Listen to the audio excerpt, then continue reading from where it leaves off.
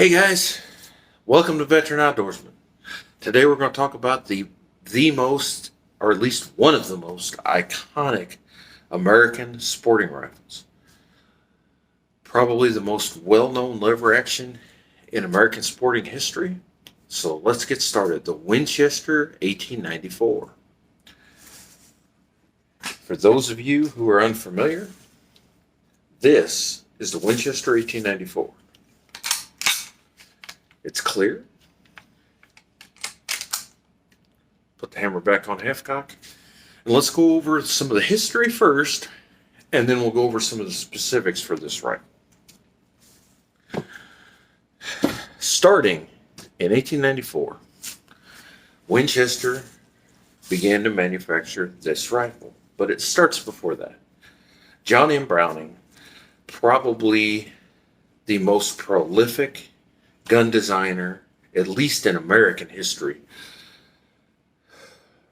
had a long-standing relationship with Winchester. It started with a rifle that he manufactured with his brother in Utah, and Winchester bought the patent, and then it moved on, and he began designing multiple guns. One very popular one was the Winchester 1892, what would now be considered a pistol caliber carbine, similar to the 94, chambered in cartridges such as 4440, 3840, 2520, 3220. Later chambered in cartridges such as the 357 Magnum, the 44 Magnum. Copies of that gun chambered in 454 Casull, and built by Rossi, etc. A very popular, lightweight, well-balanced rifle, but it couldn't handle longer cartridges such as what we now have, the 30 Winchester centerfire or 30-30, 32 Special, 38-55, 30-40 Ballard, etc., etc., etc. So, Winchester took a very similar design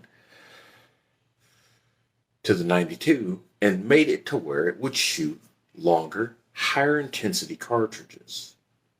In 1894, Winchester started manufacturing the Winchester 1894 in 38-55 and 32-40. I think I said 30-40, 32-40 Ballard, not 30-40. 32-40 Ballard.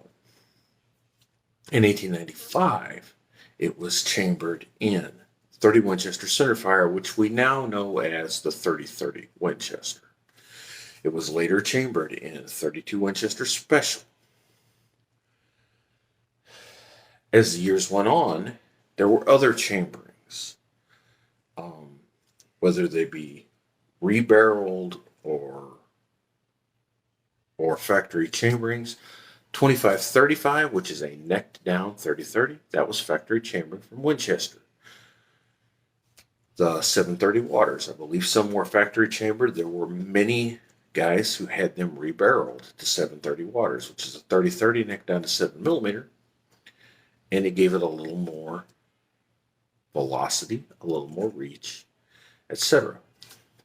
Later on, Winchester developed the big bore, and they chambered it in cartridges such as the 375 Winchester, the 356 Winchester, later on even the 444 Marlin and the 450 Marlin.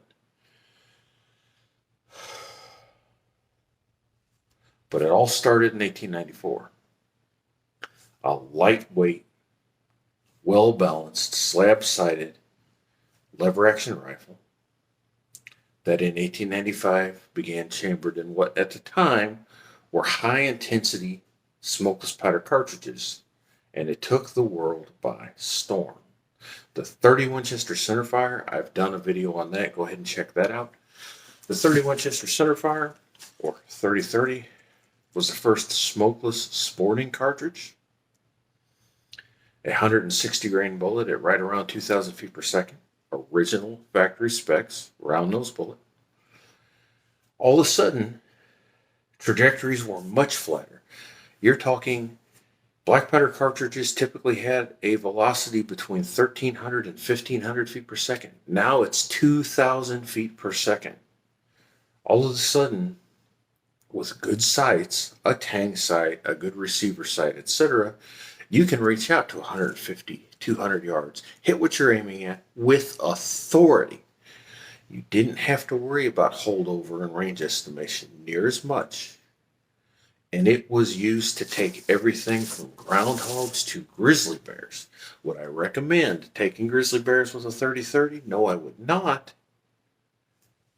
But it certainly did the task, and it's documented. Many people have used it to take games such as elk, moose, etc.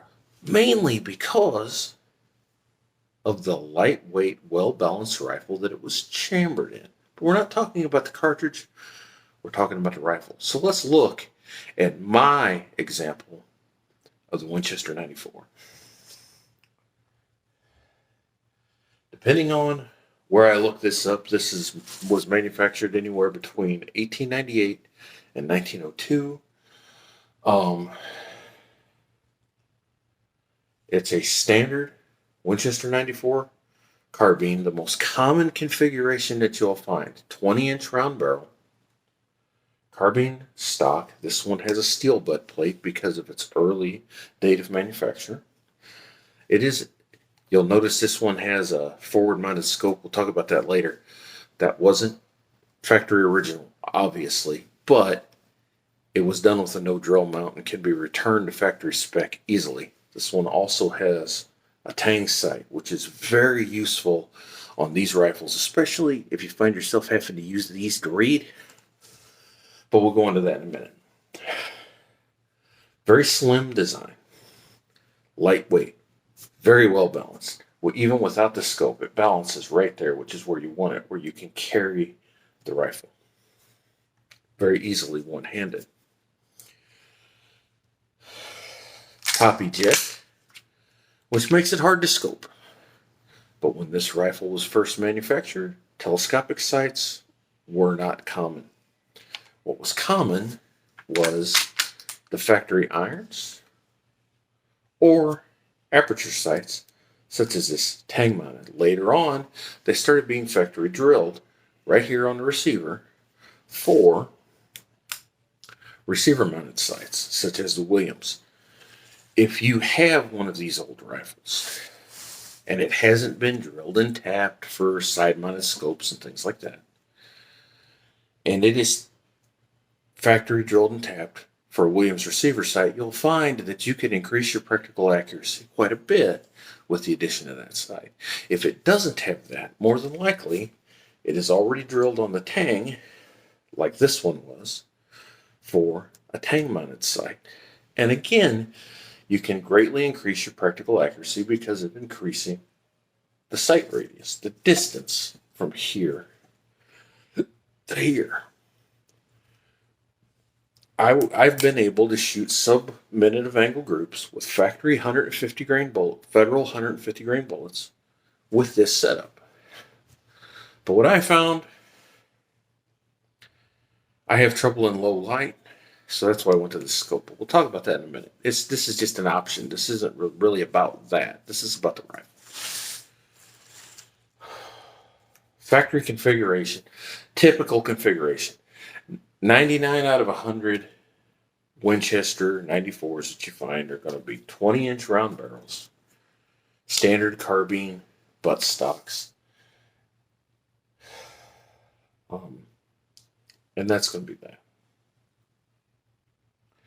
You'll find other configurations such as half round, half octagon barrels, longer round barrels, long octagon barrels in 24, 26 inches, rifle butts with crescent style butt plates.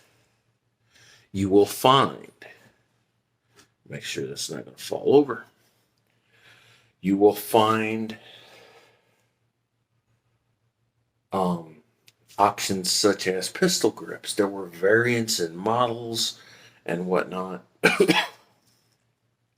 Lots of configurations.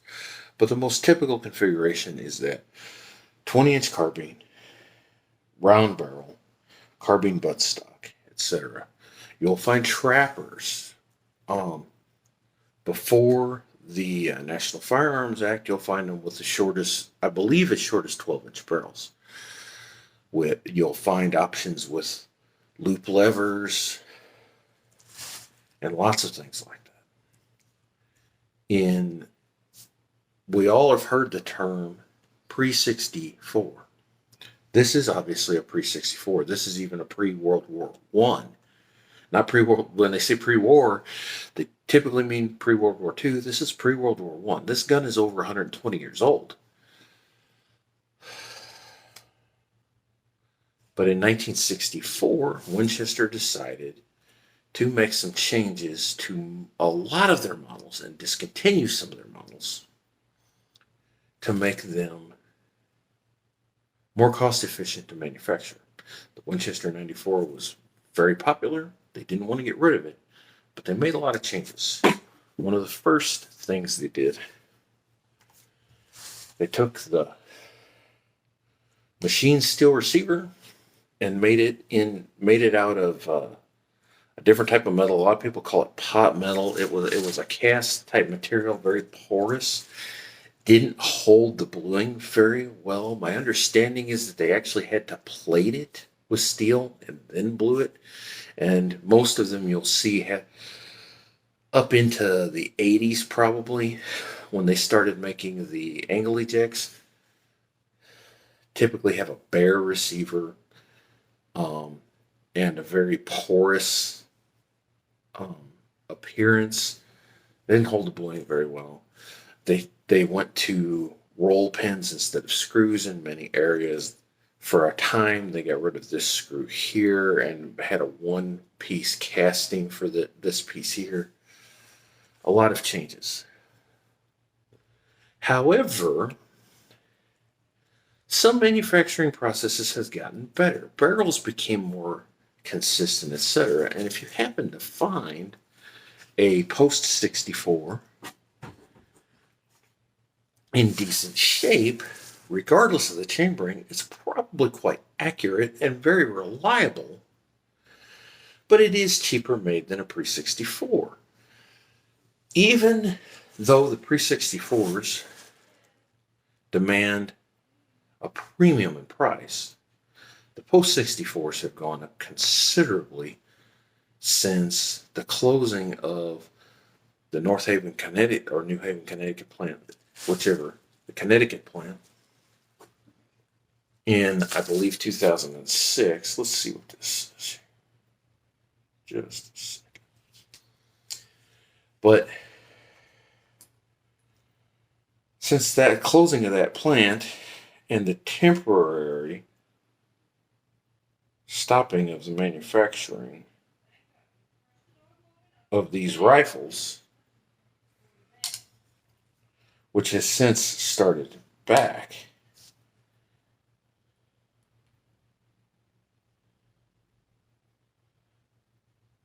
the price has gone up even on the post-64s, which in the past were not. It's hidden. But anyway, since the Connecticut plant closed, the price has gone up because all Winchesters before that point that were manufactured in Connecticut in the Winchester plant are considered collectors. But they still won't demand quite the premium of the pre-64. To me, they feel just as good. They're not as pretty. I've owned both. They're not as pretty, but they feel just as good in my opinion. And they're every bit as accurate, if not more so. Some of the older guns, I'm not sure if it was because they're just worn out from being cleaned and shot so much, or maybe the rifling buttons and whatnot that they used to rifle the barrels, maybe they were worn out and things like that. Some of the older guns aren't that accurate, though this one is very accurate. With the right ammunition, I've had no trouble shooting groups around an inch or less. And with just about anything I shoot, I can shoot a 1.5 to 2 inch group at 100 yards. With a Winchester 94 30-30, especially of this age, there's no problem. Some of the post 64s did have a little bit of grittiness in the trigger and whatnot. You can stone them and smooth them out a little bit. They're still a good, less expensive option if you want to add a Winchester 94 to your arsenal. In the early to mid 80s, they started manufacturing the angled eject, and I'll explain that. They took the Winchester 94, they moved the ejector just a little bit to the side here. Instead of right here, they moved it off to the side. And they put a cutout here, allowing the cartridges to eject this way instead of straight out the top. What did that do? That allowed this rifle to have a scope mounted directly over the receiver, where before they either had to be mounted long like this or off to the side. Now think about that. Lots of them had side mounts, but that would mean you have to move your face off to the side to see it. Also, now you're talking, your sight, your scope is not centered with the bore of the rifle. So to properly sight it in, you really need to be shooting 1/2 inch, 3/4 of an inch to the right, so that and then you would aim off just a little bit so that at distance you were still on. If you sighted it in dead on at say 100 yards, as many people did, at 50 it would be shooting to the right. At 150 it would be shooting to the left.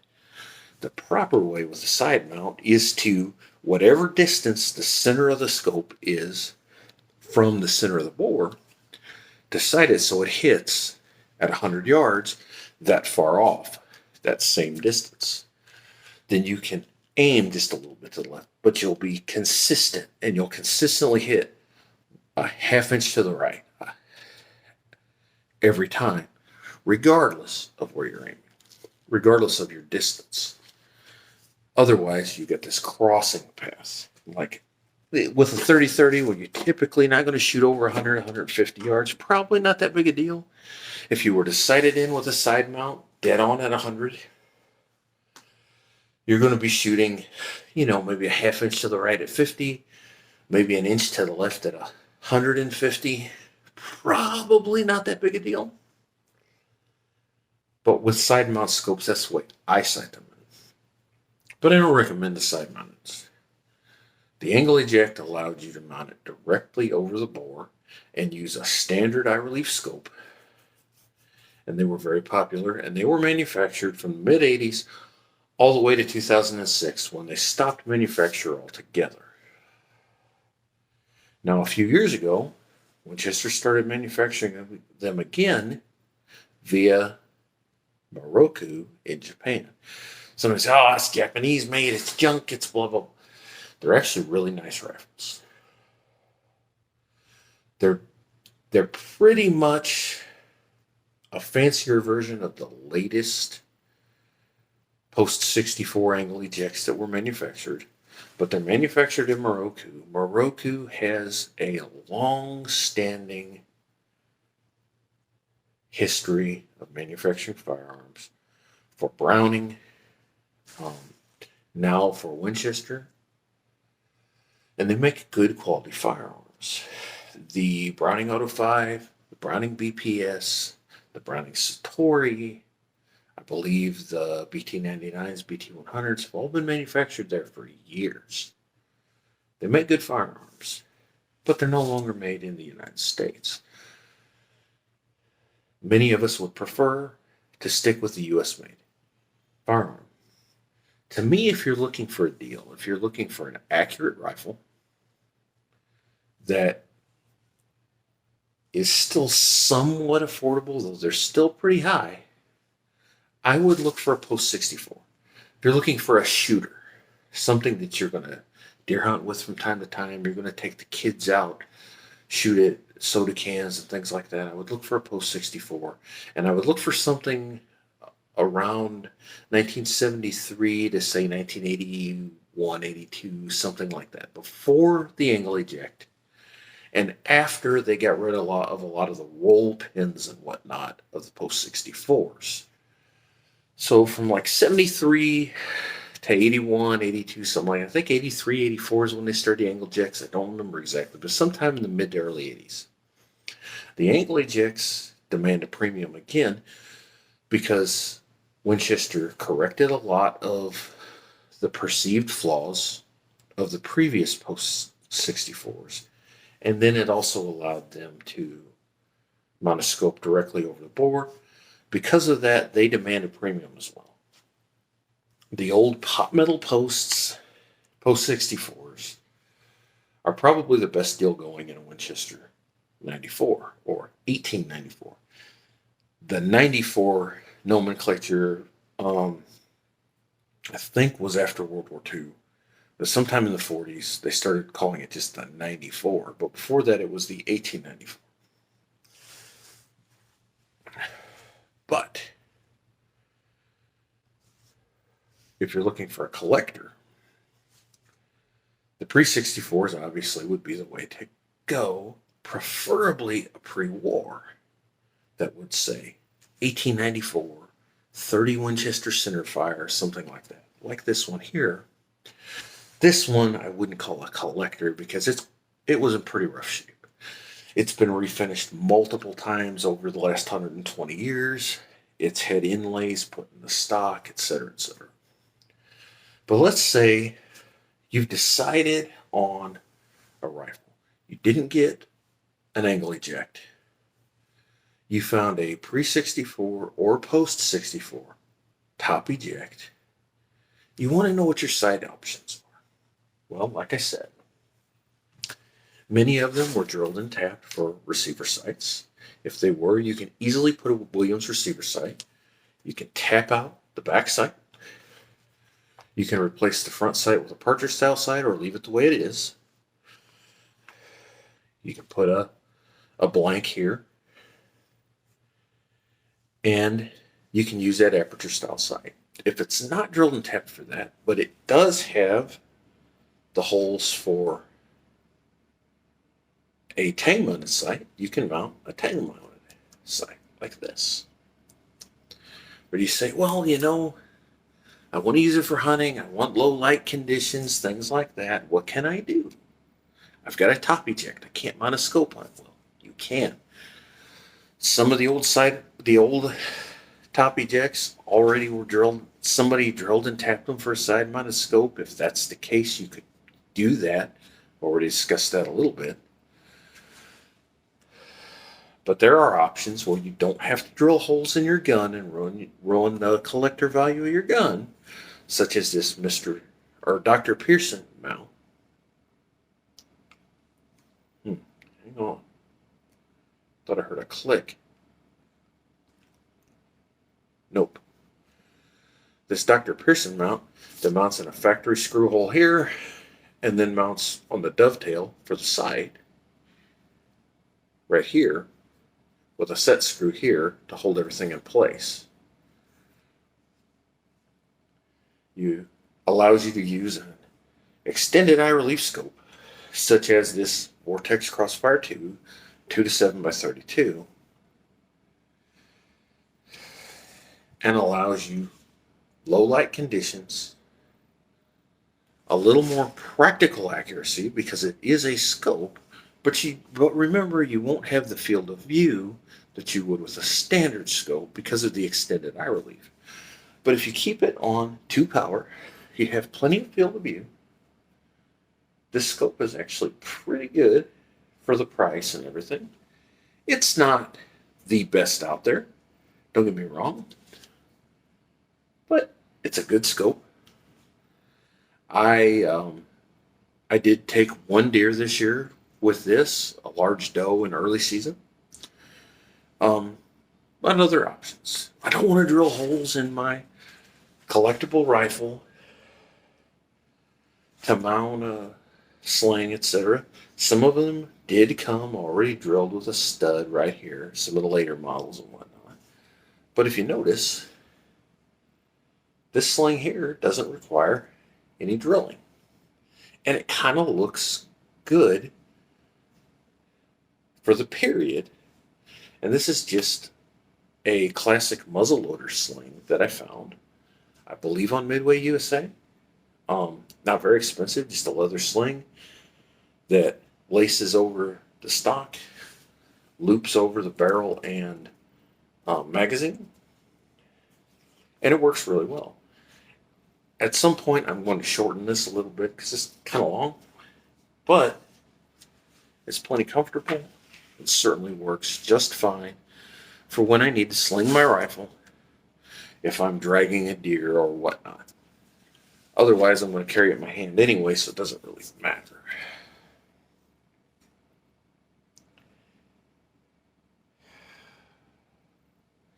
So if you are looking for an old classic rifle and you like the Old West and you like lever actions, things like that, but you want something that's still got a little bit of pop to it, that's certainly capable of taking whitetails, but maybe a little bit larger games, such as feral hogs, black bears, elk at close range, things like that, Winchester 94 could be really good. They were manufactured for over 100 years, continuously. There are some manufactured by Moroku under the Winchester name right now that you can buy. They're expensive, but they're good quality firearms. There are also some companies that do make replicas. I'm trying to think. Maybe Cimarron, I'm not sure, but there's just look at it. There's some out there. Just a wide array of calibers available. The Winchester 94, and I know I'm not going to get them all, but I know they were chambered in these: the 3855, 3240 Ballard, 30 Winchester centerfire, 32 special, 32 Winchester special, the 2535, the 375 Winchester, the 356 Winchester. I forgot earlier, the 307 Winchester. Those three were the big bores. The 444 Marlin. Later, the 450 Marlin. 357 and 44 Magnum. 730 Waters. I've seen lots of Wildcats and things and custom rifles and whatnot chambered in these, and I'm sure I'm missing a few. I think there were some commemorative editions chambered in 4440. There may have even been some in 3840 for all I know. They have a stigma attached to them that, well, they're just not that accurate. And that's not true. The reason the Winchester 94 and other lever actions are considered inaccurate is because they come with the plain old notch style iron sights. And most people don't use anything but. Well, I can shoot out to about 100 yards. Some guys out to 125, 150. Some guys are really good shots with irons. But with a good aperture sight or some sort of a scope, no reason that these things aren't good out to 150 or even 200 yards or even further. With Lever Revolution ammo, which is available in many of the calibers that the 3030 is chambered in, or that the Winchester 94 is chambered in, sorry. You could reach out there maybe even 250, 300 yards with the right gun. But no reason that you can't reach out to at least 150 with the right sights. They're lightweight, they're well balanced, they're reliable, they have smooth actions. In my opinion, everyone I've fired has pretty good trigger.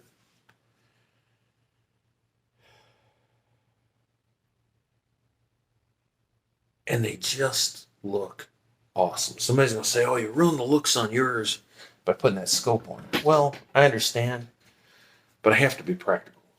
And it adds a lot of versatility to me. But to me, this thing still looks as Western as cowboy boots. I've always wanted a pre 64 Model 94, and I finally got one. Pretty, this one's not. But it's accurate, it's reliable, and I am sure that down the road, my grandkids will still be taking whitetails with this rifle. And if you have one that's been sitting in your closet or whatnot, you can probably say the same thing. This is an iconic rifle. One that was designed by a firearms genius, John M. Browning. Designed in the heyday of Winchester. When somebody said, I've got a Winchester, you automatically thought of a sleek, well-built lever-action rifle, whether it be a 73, a 92, a 94. The words Winchester really meant something back then. So, there is a little bit of a look at the Winchester 94. One of the most iconic rifles in American sporting history. When I was a little boy and somebody said they had a deer rifle, the thoughts of a lever action 30-30 just automatically went into your head. And I was probably in my 30s before I ever went to a deer camp where somebody didn't have one, specifically a Winchester 94. So guys, I hope you enjoyed the video. Please like and subscribe. I'm going to be putting out a lot more on these classic firearms. As I've gotten older, I've gotten a bit of a collection of them. Check out some of my other videos, like the one about the Browning Auto 5, etc. I've got some others coming up. Remington 870, Winchester 97, some things I'm going to do on single shots, etc. Like and subscribe so you don't miss those. Hit the ding-dong bell so you get notifications. We're going to see you next time. I hope you enjoy.